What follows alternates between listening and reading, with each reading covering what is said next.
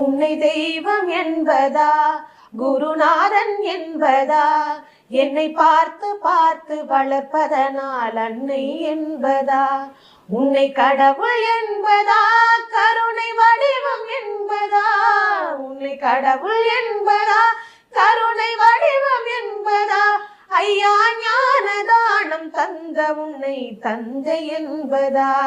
உன்னை தெய்வம் என்பதா, குருநாதன் என்பதா, என்னை பார்த்து பார்த்து வளர்ப்பதனால் அன்னை என்பதா, சேரும் செல்வம் எல்லாம் உன் அருளன்றோ, பாடும் பாடல் எல்லாம் உன் தயவன்றோ,